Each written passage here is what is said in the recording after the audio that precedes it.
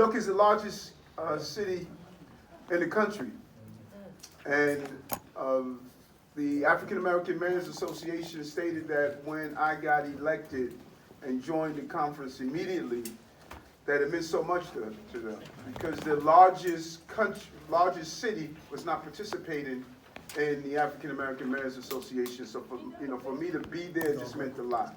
So let me say this in my brevity, and I want to get to some of the questions. Everybody knows DJ, who's here. He was the soldier for David Patterson. And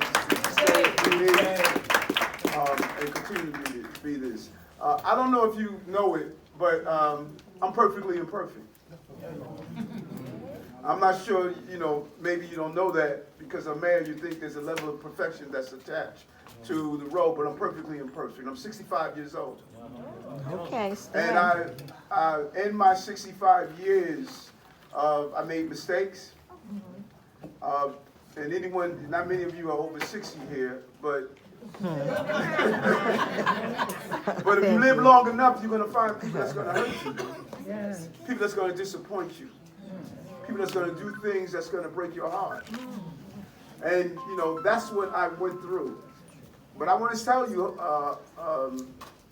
Harlem, I never did anything wrong. I never committed a crime. And everyone that knows me state, Eric says, got to follow the rules. Because folks have been after me for 40 years. And I knew when I became the mayor of the city of New York that was going to intensify. And so I put parameters in place to make sure that everyone knows where I stand. And don't come to me with no silliness and no games, because I don't have any time for that. I had a mission.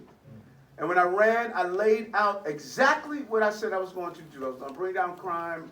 I was going to deal with MWEs. I was going to bring back employment. I was going to deal with black and brown unemployment. I was going to deal with educational issues. I laid out. If you go back and look at what I said I was going to run on, and then say, okay, here's what you ran on, Eric.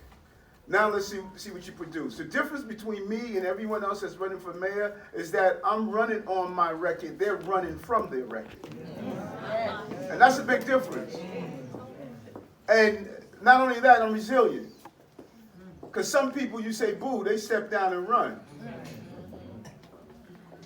And I'm still here. That's right. There was not one day that I said I was going to abandon my commitment to you. Not one day. No matter what I was going through personally, not one day did I say, you know what, I'm going to abandon my commitment, what I started and lived up to. So what does that look like? I inherited the city January 1st, 2022. Crime was high, particularly in communities of color. Unemployment, black unemployment was 4 times the rates of whites. We were spending billions of dollars in MWBEs, and we were not getting any of it. Our children were not learning at the levels that they deserve. Some of youth employment, so our children could be on the right pathway. We couldn't get them to increase the numbers.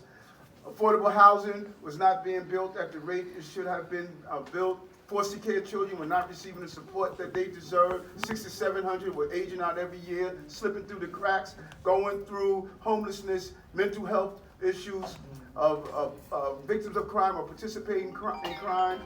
We just saw an entire betrayal of our folks. And I said it today in Harlem to those black mayors, poverty is profitable. And there is no real desire to end poverty because people are making paper off of poverty. You Archbishop Desmond 221 stated if you push the problem we have is that we spend a lifetime allowing people to fall in the river and then we pull them out downstream. Right. The reason we allow them to fall in and pull them out downstream is because people are making money. And then look at who we're pulling out downstream. Look at the demographics. Look at the demographics of who's homeless. Look at the demographics of who's on Rikers. Look at the demographics who's reading below reading scores. Look at the demographics who are dealing with health issues. Look at the demographics of those who are dealing with crises in their lives. That's why there's no urgency. People are making so much money off of poverty and crises that we fuel every day. So there's no urgency. There's no sense of urgency. Nobody's trying to remove all these guns out of our community, because who are the victims of these handguns? That's right. Us. Amen. And so what do we do? 3 years and 3 months, folks. 3 years and 3 months. They said, Eric, it's going to take you 5 years to turn around the city. I said, you don't know me. In 2.5 years, we built more affordable housing in individual years in the history of the city. We moved more people out of homelessness into permanent housing in year 1 and year 2 in the history of the city. We had more people get FEPS vouchers and participate in the program in the history of the program. Our children are outpacing the state in reading and math. Dyslexia screening in our schools, so we don't have 30 to 40% of our inmates being dyslexic on Rikers Island. I've been on Rikers Island more than any mayor in the history of this city, and every time I go there and I ask those young brothers and sisters there, how many of you have learning disability, 80% of the room raise their hand. The crime is not what they did so much, but the pipeline that feeds them to do that over and over again by not giving them the opportunity to deserve. We cut, remember when I said when we came in, black unemployment was 4 times the rates of white. We cut black and brown unemployment by 20%. Michael Gardner came on with one mission. I told him, you are going to make sure we raise our MWBE numbers. $17 billion in MWBE at 30% for the first time in history. We have the largest MWBE program in the country. Yes, yes. Then when I was borough president, knocking on doors, giving out face masks to NYCHA residents, talking to residents who were there, noticed that they did not have high-speed broadband, so their children could not do remote learning, and their parents could not do telemedicine. So when we came into an office, you know what we said? We said, we're going to give every public housing NYCHA resident access to high-speed broadband for free. For free. 100,000 summer youth jobs, never been done before. 150,000 young people in early childhood education, never been done before. Paying the college tuition of foster care children and giving them a stipend a year after they graduate to give them the stability that they deserve. Never been done before. Bond raters have increased our bonds. More jobs are in the city of New York in the history of the city. 11 times we broke the record. In the history of New York City. More small businesses are operated in the history of New York City. All of these records we have broken over and over and over again. But you'll never read about them. Right, right. You're not going to see them on Wikipedia. If you try putting them on Wikipedia, they're going to take it off. That's right. I never thought in my life I would find the appropriate time to use the terminology, but we've been hoodwinked.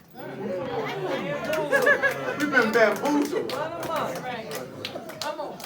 And we bought into it. They dropped 230,000 migrants and asylum seekers into the city. Folks would step to me on the train, on the street, Eric, what you doing to us? You know, you are giving away the whole city to all of them. Hold on for a moment, folks. Federal government told me I'm not allowed to stop the buses from coming in. Federal government told me I'm not allowed to allow them to work. A group of migrants came to me and said, listen, can we clean the streets? Can we remove graffiti? Can we show that we want to be here? And can you just give us a stipend so we can eat? Federal government said, you cannot do that.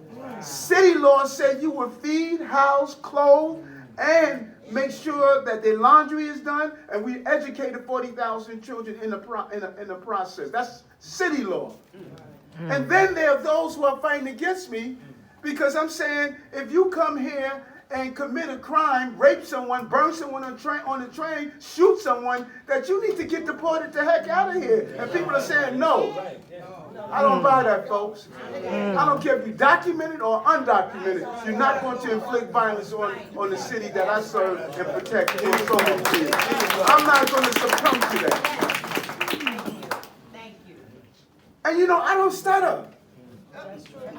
You know what you get with me. I'm very clear. Boy, you're saying something different now that Trump is in office. Go read. The same thing I've been saying for 30-something years is what I'm saying right now. Now, listen, folks are saying, well, you know, Trump is in office, it's going to be a hard time. Tell me when it wasn't a hard time for black folks. When am I missing something? What am I missing? Folks, we spent $7.5 billion on the migrant crisis under Biden. 200 million could have gone to our chronically absent children. 300 million could have gone to our seniors. $1 billion could have gone to building more housing. People think because we did a good job of getting 190,000 of the migrants and asylum seekers to get out of our care and move on, they say, okay, listen, you dodged the bullet. No, brother, we didn't. The long-term impact of what that administration did to us, that we were not able to put that $7.5 billion into the needs and services of our community, is a long-term impact. The same thing they did to Chicago with Brandon Johnson. Same thing they did to Houston when you had Mayor Turner. Same thing they did to Los Angeles when you had Mayor Bass. Does that sound familiar? Every city where black mayors were, this is what happened. Think about it. Think about it. And so I had the audacity to say it has to stop. Had the audacity to say you're not going to do this to my city. All the progress we were showing and making and moving forward, we had to deal with this crisis. But we didn't stop there. We still made sure we maintained our success. This administration has been successful. No one would be running against me right now based on my record if it wasn't for that indictment that came down. No one. Because all of them look at my record and they want to be Eric-like.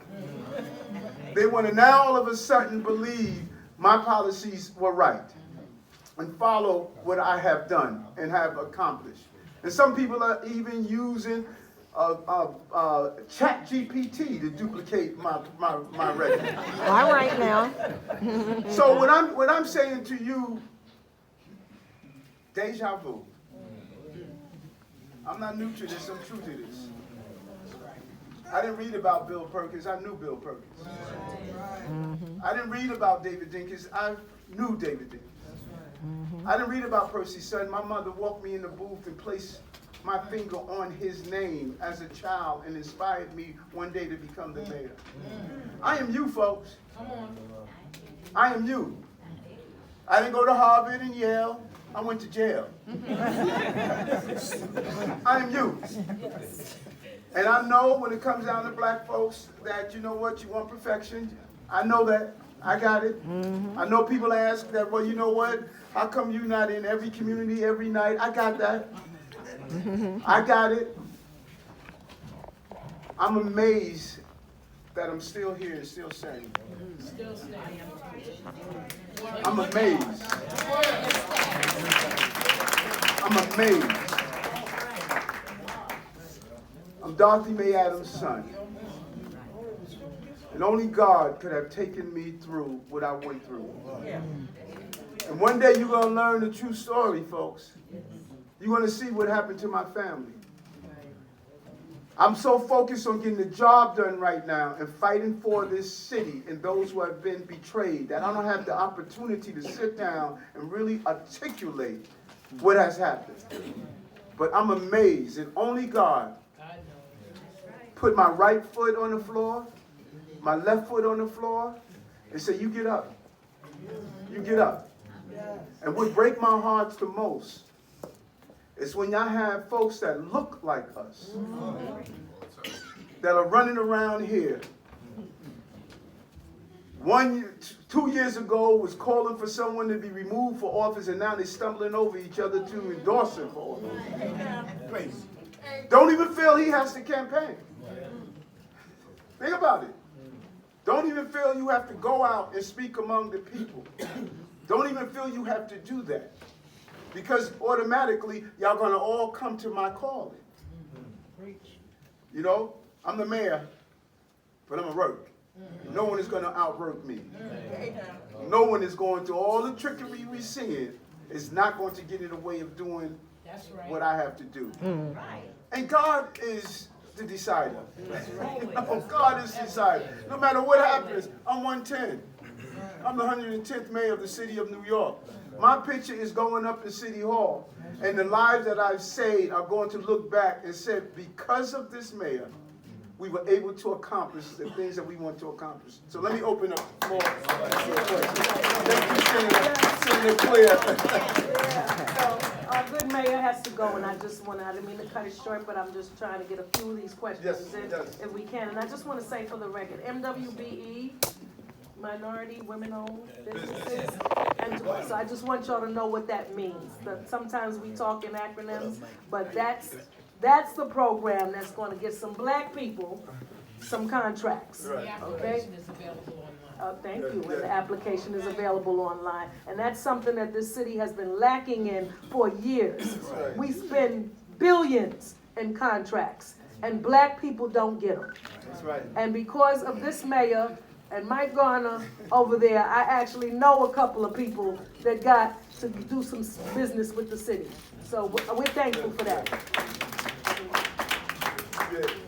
Yeah. I just got corrected by Mike. $19 billion, $5 billion for black and Hispanic businesses. Very good. Go ahead, brother. William Allen is my district leader, my co-leader. All right, y'all know William. Come on now. So he's going to be reading the questions, and I also want to acknowledge my club president, Cornell Cena. Cornell, you come up here too. I'm always standing in front of the room. I'm going to sit down.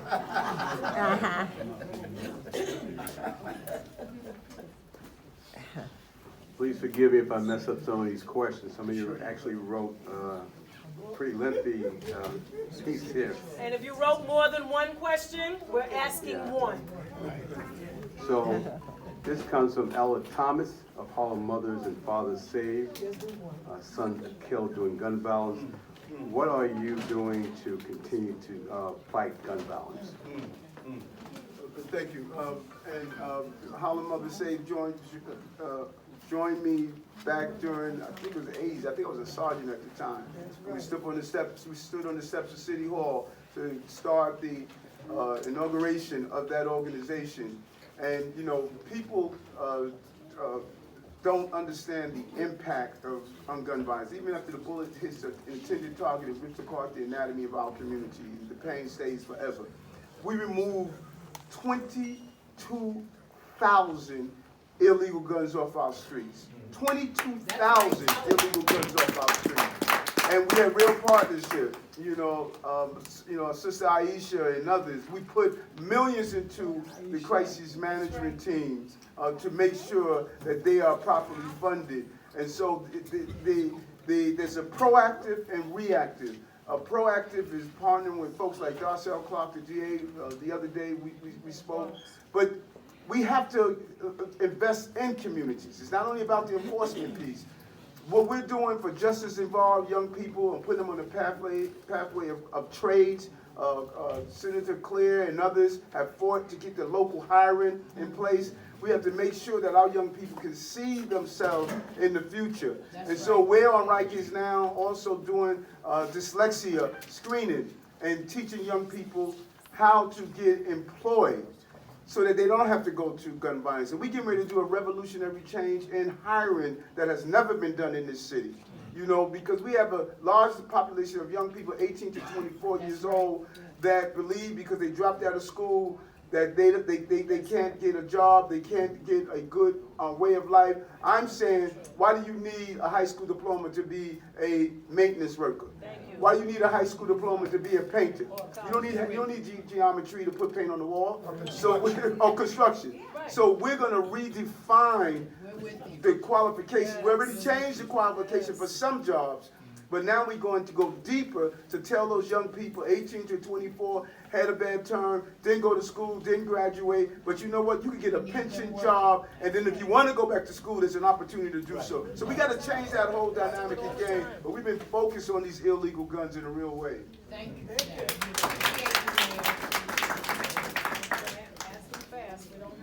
What are your feelings on bringing back community policing, and what are your feelings on stop, question, and frisk?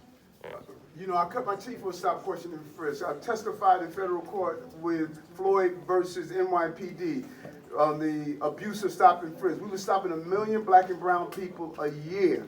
in this city under previous administrations. A tool that should be used for enforcement was being abused. Any tool that you abuse is going to be, any tool that you misuse is going to be abused. How you properly use it and make sure those officers are not abusing it should be done correctly. If you call someone and say, Officer Johnson, someone is standing outside my door and I saw them put a gun in his belt, you should want the officer to go there and do the proper investigation. What we were doing, we had a quota system that was saying you need a certain number of stop and frisk every day. So it didn't matter if somebody did a crime or not. They were just going out searching and stopping our young black and brown boys all the time, and particularly around cannabis. And so we have never abused that tool in this city. And I testified in federal court. In the judge's ruling, the judge stated, she's ruling against the city, in essence, because of Eric Adams' testimony that showed the insight of a police officer on how the tool was abused. Community policing is crucial, because it's not new. Other communities always had community policing. Cops was always they knew their officers by name. And they knew the officers should use their tools to do what's right for the community. So I'm a strong believer in community policing, and we have an excellent commissioner in the Deputy Commissioner of Community Affairs. Mark Stewart is unbelievable. Teaching children piloting, golfing, real estate, what he's doing around baby showers and giving free baby supplies to parents. He has done an unbelievable job, and I really have, everyone should look into what he has done in that office, and I'm really proud of what he has done. Okay, I'm gonna try to lightning round a few, pause for that, but I'm trying to lightning round a few things, just so he can get a few in. He really does have to go. So we have someone with DC 37 retiree. Our health care was promised. We need to go to the doctor. We want Bill 10 case. Yes. Listen, that's your health plan, wherever you are, your health plan is my health plan. They dropped a mess on my lap where they took all that money out of the health care stabilization plan. And we have to fix it. We have to come up with a solution on how we're going to fix it. We've met with the Municipal Labor Council. We're going to fight. I'm not going to do anything that's going to hurt your ability to get health care, because it's going to hurt my ability to get health care. So it's crucial to me, because I'm headed towards a fixed income. Exactly. So I want to make sure that when I get there, I'm all right. Mental illness and the homeless, mental illness and the homeless on the subways. I'm combining a few questions. Good stuff, good stuff. That's so important. Being mayor, as the imam stated, you have to make tough choices. And you can't put your finger in the air and with the wind blowing, you're going with it. You got to be consistent. January and February of 2022, when I became mayor, I went out in the streets and went into the encampments. People living in cardboard boxes, people living in tents, talking to them, schizophrenic, bipolar, drug paraphernalia, human waste, stale food. And I went back to the team. I said, listen, we can't live like this, folks. They said, Eric, leave it alone. You'll never win this battle. I said, like heck I am. We got those tents cleaned up. We moved people into care. Now we need to get involuntary removal so that people who can't take care of themselves and are in danger to themselves and others, we got to give them the care. That's what is humane. You can't continue to allow them to live in the subway system, push people on the train, randomly attack people. You can't do it, and that is what I'm focused on. Last question is going to be on housing. There's a big concern about preserving the affordability that we do have, as well as creating new affordability, and specifically in the area of HDFCs and TIL buildings. We have so many that are in the pipeline that haven't come through. We have HDFCs where we have gentrifiers who have moved in, who are spending the building's money, hiking it up, and not explaining to the tenant, to the existing community, and there's no one who can do anything about it, it seems. I can. What can we do to make sure that those buildings that are HDFCs, we preserve their housing and make sure that we step in so that they don't push out the people who are already in? So we need to.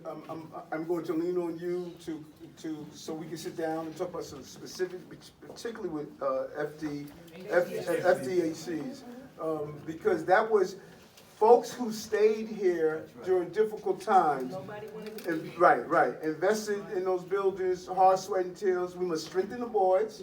Yes. We must find the money to stabilize. And so I don't want them raising the rent or raising the cost right now, because your sweat equity should give you the right from being here during those difficult times to make sure that it can be stabilized. I'm a big believer in that. When I brought my little small co-op in Brooklyn, no one wanted to be there. Everybody laughed at me. Why are you living among those people? Now they can't afford to live among those people, you know. So we need to stabilize that. But affordable housing, we need to build more, folks. We need to build more. We have an inventory problem. 1.4% vacancy rate.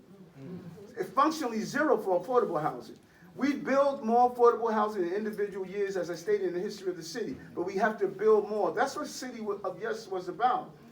We had 59 community boards. Out of the 59 community boards, 10 of them, Harlem being one, built more affordable housing than the other 49 combined. People were constantly saying, we don't want anyone on our block. You know, all those council members that are rah-rah, build more housing. Yeah, but just don't build it on my block. So we need to build more housing, and that's what City of Yes was about, the most comprehensive housing reform in the history of the city.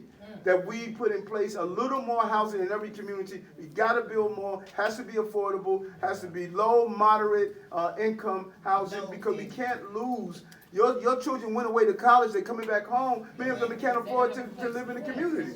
So we gotta build more. Very specifically, because if I don't ask this question. Go to the car, what time? Just Okay, go.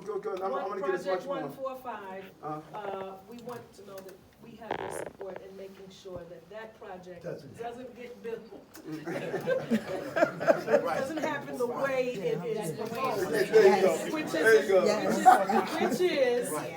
is in a way that could just change the trajectory of the entire community. If that is built at market rate, that will just really end our existence in this community. But it's also the soil is not good. Okay, let's get to that point. You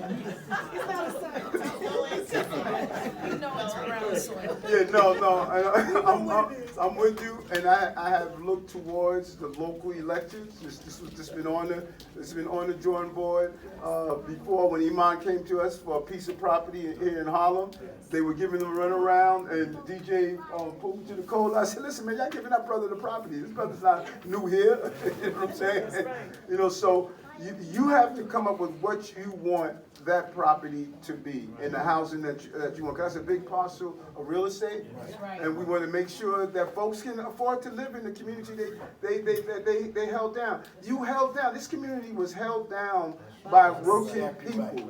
You know, and it needs to continue to be held down. You need to be here. Yes, hold on. She got the list. How you doing? I ain't say how you look. Sabrina.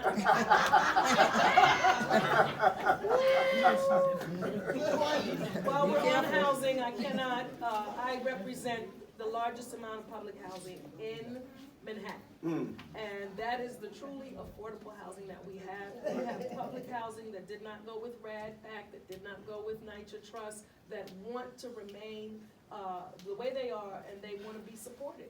Our public housing is in bad condition. We know that the federal government has not done their part, but we are asking you to support public housing. We need our public housing. 100%, and that's why the things within my span of control we want to do. Folks, we put $30 billion back in the pockets of low, moderate income people. We're paying off medical debt. We reduced fare metro card. We dropped the cost of child care from $55 a week, $220 a month, to less than $20 a month. When you start adding up how we went after working class people and put money back in their pockets, I can't control the price of bread, but I can put some bread back in your pocket. And that's what we've been doing. And so when we talk about NYCHA has an $80 billion capital problem. $80 billion. And so every year, people come and say, well, you know, the cavalry is coming, And man, that's not the cavalry, that's TAPS. We got to come up with a solution. So I presented some solution. If my solution is not the right one, then help me come up and craft a solution. But the solution can't be let the status quo. These roofs are leaking. Elevators not working. Doors are broken. Lead is a problem. So we need to come up with a solution. Now, I'll put my solution of land trust, RAD, rebuilding, tearing down a building, moving people into the new building with zero displacement. These are my solutions. Everything's a lot, DJ. If there's other solutions, sister, I'm with you. But one thing can happen. We can't go year after year after year and saying that 19 needs to be fixed. 19 needs to be fixed. You know, we heard that already. That song is old, you know. That's why we pay for high-speed broadband to 19 residents. I'm trying to put money back in folks' pockets. But we got an $80 billion, with a B, dollar capital problem. And the federal government already said, under all of these administrations, we're not dealing with 19. Yeah. We're gonna switch up a little bit. Yep. Have you declared that you will be running as an independent candidate? Yeah, duh.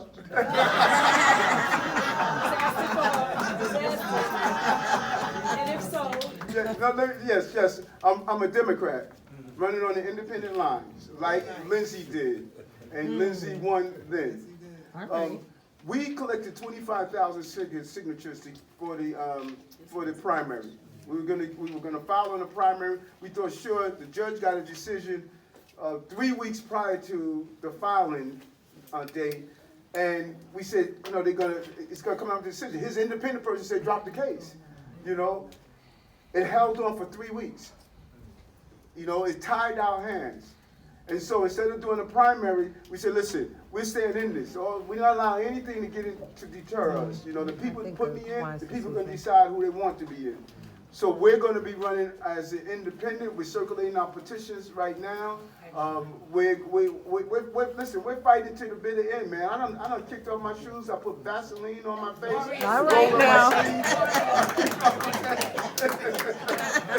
you have convened a city charter revision commission. Have you already decided what the ballot questions are, or are you soliciting from the public ballot questions on government reform and affordable housing? Oh, great question.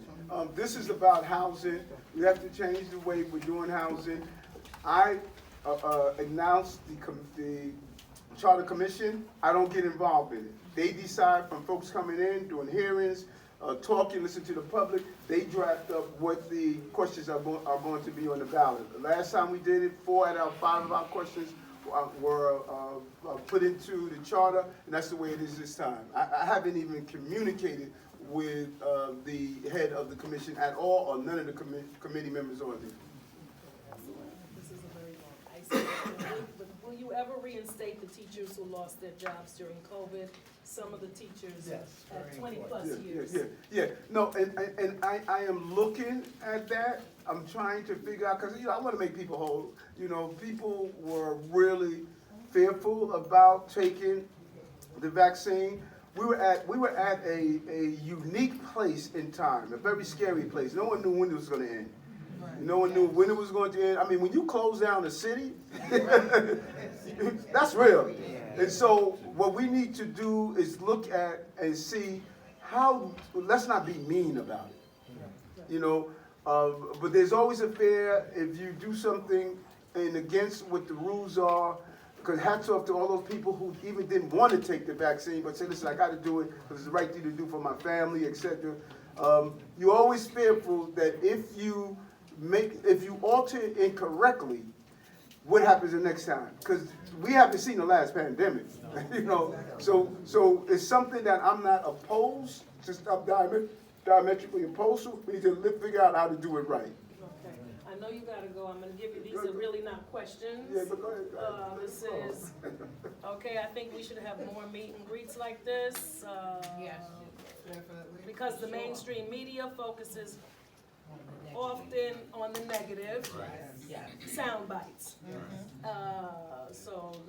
It's not from independent media, specifically black media. We will not know the truth or how your story, the National Action Network, I can't, a lot of convention. Thank you for being there. So now I'm gonna get you finally. If it wasn't for that, we wouldn't have known anything about what was going on. Yeah, no, well said. Thank you for your comment. Yeah, We need you. Yeah, we listen. Let me tell you something. What we did, and they upset about it. We opened our City Hall is called Room 9. That's our press room. And we opened it up and said, listen, you know, I need to see some diversity here. You know, where all the different, the African Americans, the East Indians, the Chinese, all these different groups that, you know, they can't get inside City Hall. And we open it up and say, we're going to give them desks in Room 9, that's the place where they sit, and we're going to allow them to come into our press briefings, you know, so they can sit down. And these guys had a fit, man. They were like, what are you doing? You know, so you're seeing all of this pushback, you know, because I'm saying we gotta have our voices in it. I told them the day I was elected, I said, listen, there's never gonna be another mayor like Eric Adams in the history of this city. I'm telling you. These are questions that I'm gonna ask you to just have your staff look into. Okay, They seem involved, but there's one about 2201 Adam Clayton Powell Jr. Boulevard that needs to be developed. What is it? Tell me, sister. So the last time we were in the same room there, Adams, the community was really concerned about 2201 Adam Clayton Powell, the building on 135th Street. And that's been empty for over a decade. And that was when they was gonna put the shelter in, yes, and we changed it to do housing. Well, we have been, it's been silent from your office as well as the other No, is that a city different agencies. building? Okay. Not the one on 135th, the one. Yeah. Okay. Yeah. Can you catch CJ? You know. And then this is Robert Panton, a Harlem community leader. He was detained by ICE, and it's currently, he was sent to Buffalo, and they're asking for a hearing. Oh, If there's that guy. anything that can be done. Okay, what happened? He did 30 years in prison, right? Yeah. And then come out, and then to get deported. Julius, never. Yes, yeah. But we all with you. You see, we all. Yeah. Hi, my name is Sheila Davis How are Dodson. you? On March 25th, I accompanied Robert to ICE, in which I always accompany him every 6 months, and he'll get a temporary right to stay. This particular time, on March 25th, me, Robert, and two of his attorneys went there. We went on the 10th floor. They separated us. They put us to the side for an hour. Then they came back and gave me his personal items and said, here's his item. We asked them, where is Robert? They said, we're taking him down to see if he can withstand detention. So we asked them, why is he being detained? They said, well, there's a new administration. So this is so important, because a lot of people distorted the city cannot engage and coordinate with ICE in civil enforcement, deportation. We're not allowed to do that, and we don't do that. And many people gave the impression that there were going to be this widespread deportation. ICE is not in our schools, not in our churches, not in our hospitals. I tell people to send your children to school, etc. Here's what they can do. If you are convicted of a crime, you could get a judicial warrant. And the policy of this administration is that if you have a conviction of a crime, the law states that after you serve your time, you could be deported. That's what the law states. But I want to look at your specific case. Wow. How long has he been out? He's been out for 30 years. He's been out for 30 years? Yes, he's a pillar of the community. Okay. He doesn't know anyone in Jamaica. He's been here since he was 4 years old, went Okay. to high school, college. Okay. We had a hearing on the 9th. The judge said that he was wrongfully detained Okay. because someone that did not have a higher status in ICE decided to detain So him. let me find out. Right, Let and me Judge find Fowler, federal Judge Fowler, asked them to release him, and they still have not. He's Okay. in Buffalo. Let- She told them, do not deport him, do not send him to Jamaica. Okay, let me find out. And see, and that's why, we can stomp our feet, we can pull our hair, we can say whatever we want. Trump is president, folks. And if and when you give me a case like that, if I'm busy running around, saying, listen, the person I wanted is not president, so I don't want to talk to him, now I can't pick up the phone. I got to deliver for you. I gotta figure out how do I deliver for this city, you know? Absolutely. And if people want to do something different in 4 years, to do something different in 4 years. But right now, Trump is the president. You know, I gotta bring in resources to the city. I gotta deal with our infrastructure. I gotta look at all these things that I need. And so I can't get caught up and just, you know, resist. We resist, black folks hurt. You know? So let me look into it. Kid, you got another? He's gonna read the, last, and I think that's a statement. Okay, I'd like him to go read. ahead. Oh, I'm not gonna leave without you. Okay, this is the last one. 53 years ago, our sister Shirley Chisholm, Congresswoman Shirley Chisholm, ran for president with the slogan, "On board and unbossed." I do not believe she would mind if you borrowed it this time around. You know, and DJ just reminded me that, you know, we do these community conversations. You know, we're in the community doing these conversations because it's important to hear from you, because these are some good questions. And so we should look to do something, Senator, in the district, bring folks in. You know, listen, I'm not afraid of being among my people, man. You know that? Sabrina now, come Go on. ahead, Sabrina. Yes. Ms. Shoemaker? Yes. Okay, wait till she. I work for HNN for the Kwanzaa Film Festival, and we wanted to know how can we get funding and more stuff for the arts and community. I'm sorry, you work for Kwanzaa Film Festival. Kwanzaa Film Festival. And half the The film Kwanzaa audience. Film Festival Corporation, Uh-huh. we've been doing events in home for over 9 years. Okay. And we have been bringing people out of state and everywhere, a lot of filmmakers that flood the area during December, going to restaurants, Got it. supporting, and we just would need, and we're looking for support on the end of our community, our Yes, yes. politicians. We've Mhm. been just really doing it on our own. Yeah, are you a nonprofit? Or- Yes. Okay, and what type of funding are you looking for? Oh, do I have to tell everybody in here? No,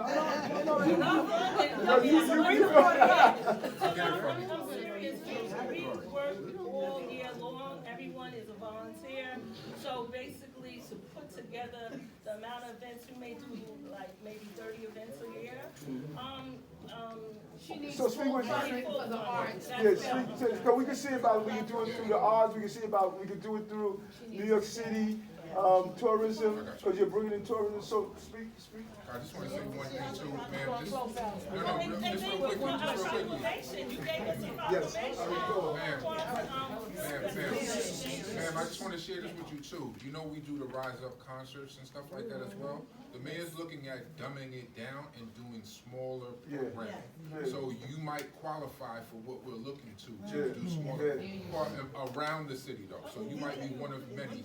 So I'll get you the information on that as well. Okay, we're gonna give All right, the but I'll last follow up with you. question, I'll follow up. the last question we're gonna give to, all right, let's listen to her. We're gonna give the last question to Ms. Shoemaker. It's not a question, a statement. A statement. Eric, There you go. you are the strongest Mm. person that I know. And thank you so much for the fight that you put out. There have been days I thought you would fall, but you keep on going. And thank you. Just, listen, I appreciate that. Let me tell you something. President Association President for Martin Luther King Houses. Just, you know, trust me, sister, there were days, man, I was balled up in a knot in bed. And, you know, as I said, God put my left foot and my right foot on the floor. And, you know, there are folks, you know, there's folks that knew me for 30, 40 years. There are people who slept on my couch when they were thrown out of their homes. There are people I paid their mortgages for. People I helped them with their college tuition for their children that were tripping over themselves. I mean, broke my heart. I never realized what Caesar meant when he looked behind him, he saw Brutus step aside and two Brutus. Not you. And there's those who did it and just called me up later and said, listen, I really don't want to do it. I mean, it's a lesson to be learned. But I'm not focusing on who walked out of the room. I'm focusing on who's in the room. That's right.